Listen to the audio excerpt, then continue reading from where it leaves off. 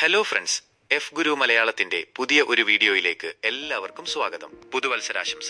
ധനകാര്യ ഭദ്രതയിലേക്ക് ഒരു യാത്ര. സുഹൃത്തുക്കളെ, ഒരു പുതിയ വർഷം പുതുമകളുടെയും പുതുക്കലിന്റെയും പ്രതീക്ഷയുടെയും സമയമാണ്. ഈ വർഷം നമ്മുടെ ധനകാര്യങ്ങളെക്കുറിച്ച് ഗൗരവമായി ചിന്തിക്കാം. അതിനായി ചില പ്രധാനപ്പെട്ട ശീലങ്ങൾ വളർത്തിയെടുക്കേണ്ടതുണ്ട്.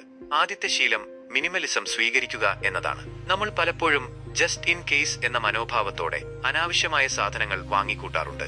ഭാവിയിൽ എന്തെങ്കിലും സാഹചര്യങ്ങൾ ഉണ്ടാകുമെന്ന് കരുതിക്കൊണ്ട് അനാവശ്യമായ വസ്ത്രങ്ങൾ വാങ്ങൽ, ഉപയോഗമില്ലാത്ത ഗാഡ്ജറ്റുകൾ സംഭരിക്കൽ തുടങ്ങിയവ ഇതിന് ഉദാഹരണങ്ങളാണ്. ഈ ശീലം ധനക്ഷയത്തിന് കാരണമാകുക മാത്രമല്ല, നമ്മുടെ മനസ്സിനെയും ചുറ്റുപാടുകളെയും നിറയ്ക്കുകയും ചെയ്യും. എന്നാൽ മിനിമലിസം എന്ന ആശയം സ്വീകരിക്കാം. ഇത് കുറഞ്ഞ സാധനങ്ങളുമായി ജീവിക്കുന്നതിനെക്കുറിച്ചുള്ള ഒരു ധാരണ മാത്രമല്ല, ഒരു ജീവിത ശൈലിയാണ്. മിനിമലിസം യഥാർത്ഥത്തിൽ പ്രധാനപ്പെട്ട കാര്യങ്ങളിൽ ശ്രദ്ധ കേന്ദ്രീകരിക്കാൻ പ്രോത്സാഹിപ്പിക്കുന്ന ഒരു ജീവിത ശൈലിയാണ്. ഭൗതിക ഇടങ്ങൾ വൃത്തിയാക്കുന്നതിലൂടെ നമ്മുടെ മനസ്സിനെയും ശുദ്ധീകരിക്കുന്നു. ഏറ്റവും അത്യാവശ്യമായ സാധനങ്ങളുമായി ഒരു സുഖപ്രദമായ കിടപ്പുമുറിയിൽ ഉണരുക. അല്ലെങ്കിൽ നിങ്ങൾ ഇഷ്ടപ്പെടുന്നതും ധരിക്കുന്നതുമായ വസ്ത്രങ്ങൾ മാത്രമുള്ള ഒരു വാർഡ്രോബ് ഉണ്ടായിരിക്കുക. ഈ ലാളിത്യം സമ്മർദ്ദം കുറയ്ക്കുകയും ഉൽപാദനക്ഷമത വർദ്ധിപ്പിക്കുകയും ചെയ്യും. കൊൺമരി അഥവാ the life changing magic of tiding up രീതി പോലുള്ള രീതികൾ സ്വീകരിച്ച് നിങ്ങളുടെ വസ്തുക്കൾ വർഗീകരിക്കുകയും ആവശ്യമില്ലാത്ത സാധനങ്ങൾ എടുത്തുകളയുകയും ചെയ്യുക. ഓർമ്മിക്കുക, മിനിമലിസം വഞ്ചനയല്ല, അത് നിങ്ങളുടെ മൂല്യങ്ങളുമായി യോജിക്കുന്ന അറിവുള്ള തീരുമാനങ്ങൾ എടുക്കുന്നതിനെക്കുറിച്ചാണ്. ആവശ്യം പരിശോധിക്കുക. ഓരോ വാങ്ങലും ആവശ്യമാണോ എന്ന് ചിന്തിക്കുക. ബഡ്ജറ്റ് തയ്യാറാക്കുക. വാഞ്ചനാധിഷ്ഠിത അഥവാ സെയിൽസ് ഓറിയന്റഡ് ചെലവുകൾക്ക് ഒരു നിശ്ചിത തുക മാറ്റിവെക്കുക. നിയമിതമായി ഡിക്ലട്ടർ ചെയ്യുക അഥവാ അനാവശ്യ ഇനങ്ങൾ നീക്കം ചെയ്യുക.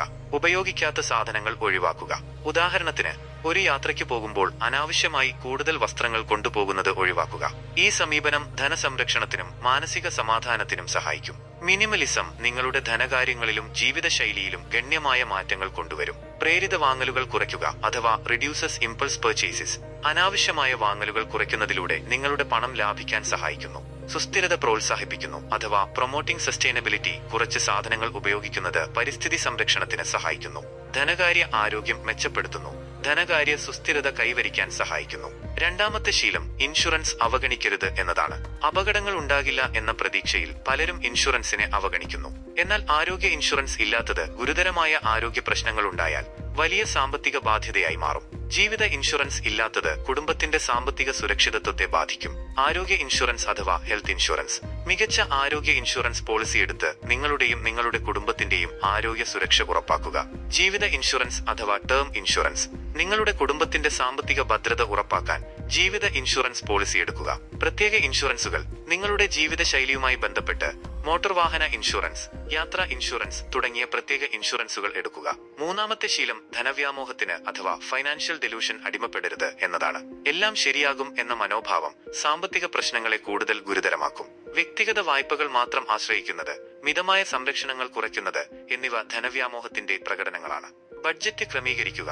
നിങ്ങളുടെ വരുമാനവും ചെലവുകളും ശ്രദ്ധാപൂർവം നിരീക്ഷിക്കുക. സേവിങ്സിന് മുൻഗണന നൽകുക.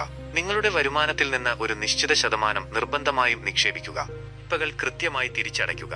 ഓർക്കുക, ഓവർഡ്യൂ ലോൺ നിങ്ങളെ കടകണിയിലേക്ക് തള്ളിവിട്ടേക്കാം. വായ്പകൾ എത്രയും വേഗം തിരിച്ചടക്കാൻ ശ്രമിക്കുക. സാമ്പത്തിക ഉത്തരവാദിത്തങ്ങൾ അഥവാ ഫൈനാൻഷ്യൽ റെസ്പോൺസിബിലിറ്റി അവഗണിക്കുന്നതിന്റെ പ്രത്യാഘാതം ഗുരുതരമാണ്.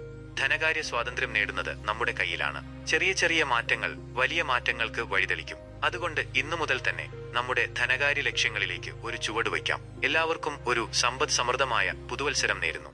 ഈ വീഡിയോ നിങ്ങൾക്ക് ഉപകാരപ്രദമായി തോന്നിയെങ്കിൽ ലൈക്ക് ചെയ്യുക, ഷെയർ ചെയ്യുക, ചാനൽ സബ്സ്ക്രൈബ് ചെയ്യുക. അടുത്ത വീഡിയോയിൽ കാണാം. നന്ദി.